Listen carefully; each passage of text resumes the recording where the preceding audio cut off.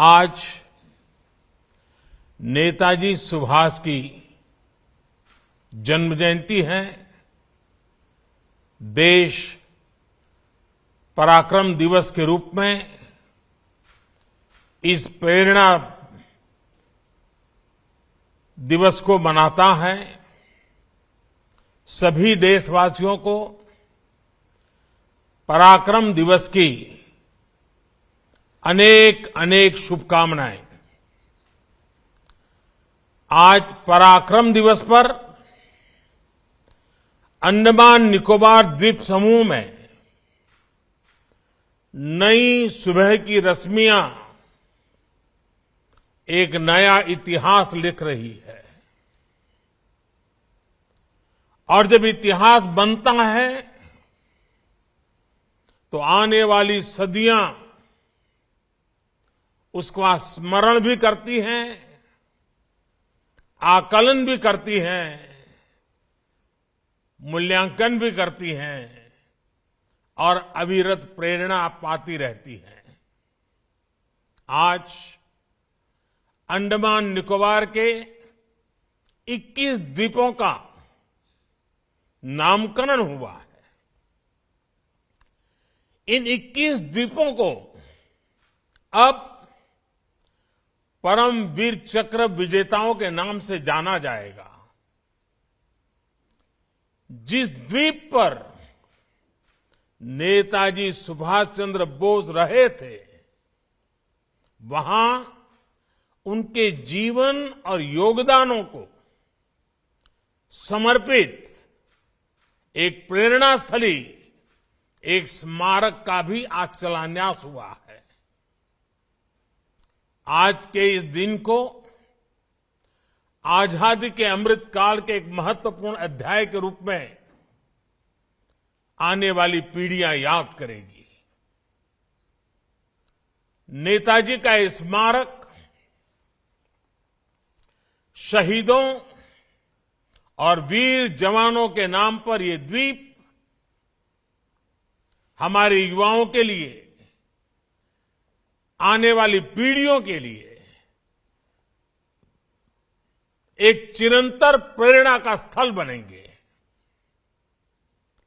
मैं अंडमान निकोबार द्वीप समूह के लोगों को और सभी देशवासियों को इसके लिए बहुत बहुत बधाई देता हूं। मैं नेताजी सुभाष और परमवीर चक्र विजेता योद्धाओं को श्रद्धापूर्वक नमन करता हूं। भाइयों और बहनों, अंडमान की ये धरती वो भूमि है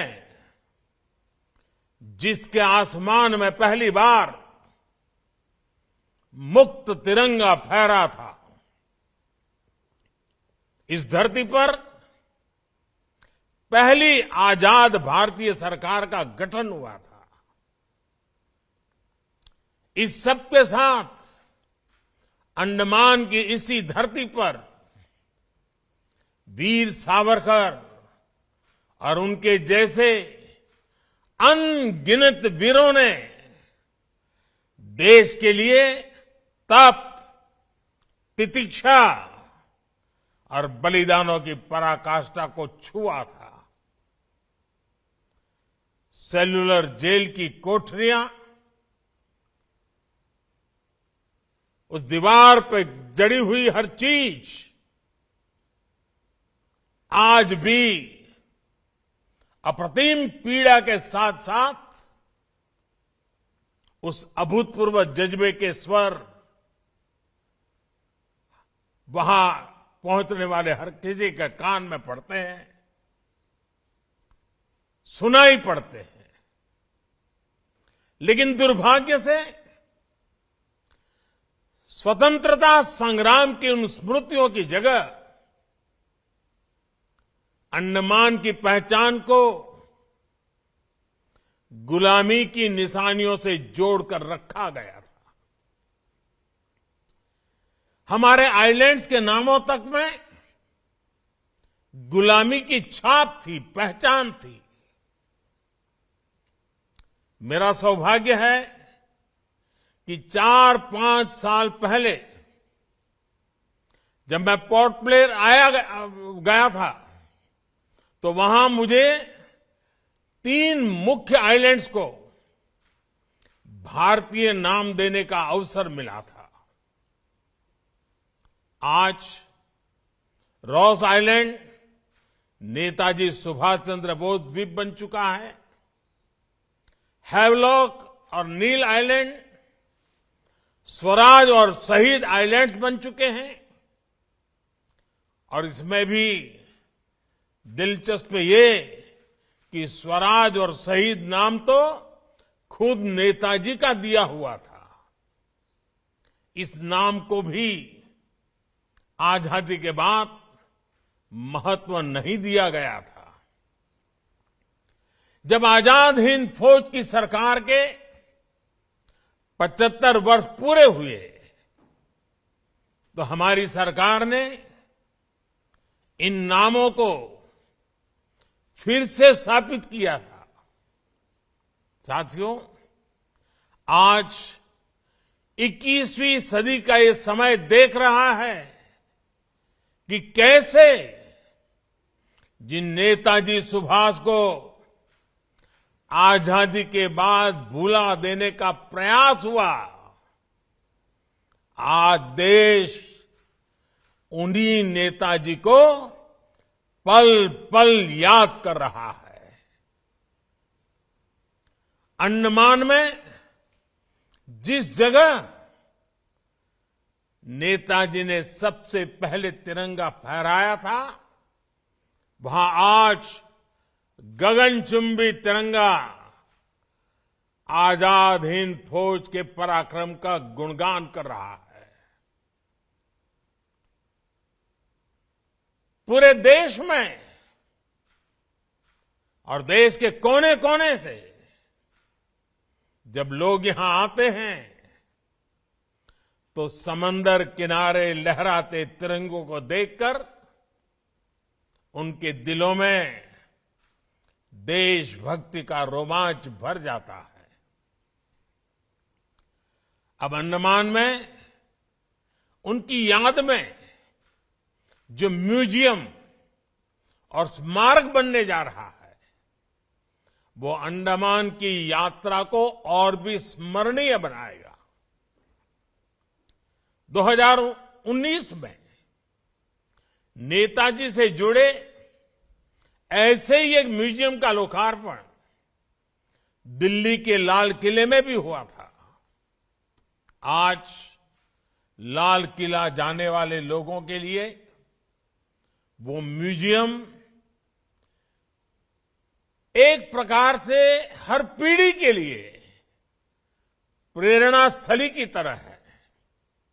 इसी तरह बंगाल में उनकी 125वीं जयंती पर विशेष आयोजन हुए थे। देश ने इस दिन को पूरे धूमधाम से सेलिब्रेट किया था। उनके जन्म दिवस को पराक्रम दिवस के रूप में घोषित किया गया। यानी बंगाल से लेकर दिल्ली और अंडमान तक देश का ऐसा कोई हिस्सा नहीं है जो नेताजी को नमन न कर रहा हो, उनकी विरासत को संजो न रहा हो।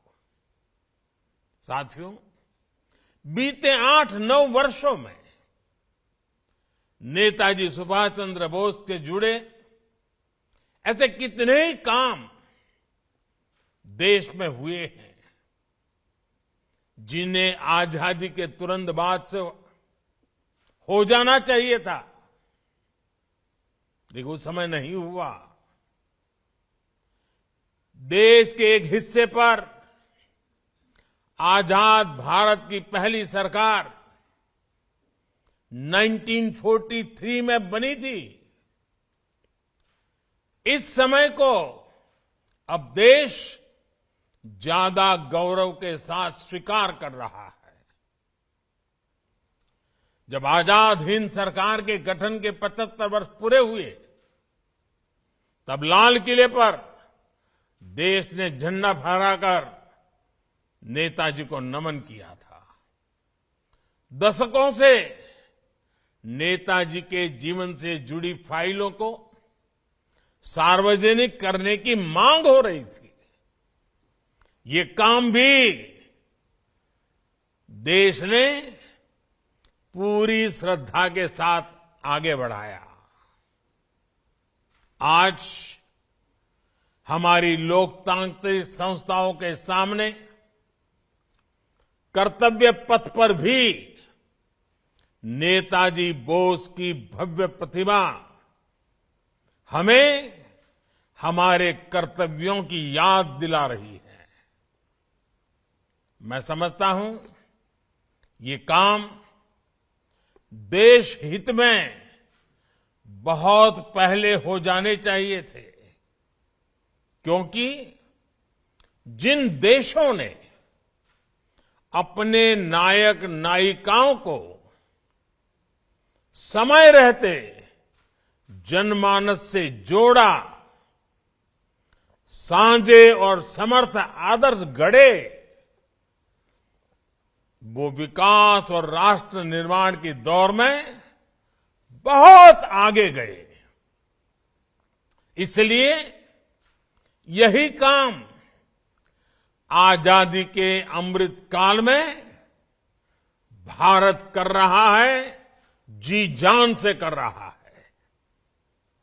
साथियों, जिन 21 द्वीपों को आज नया नाम मिला है, उनके इस नामकरण में भी गंभीर संदेश छिपे हैं।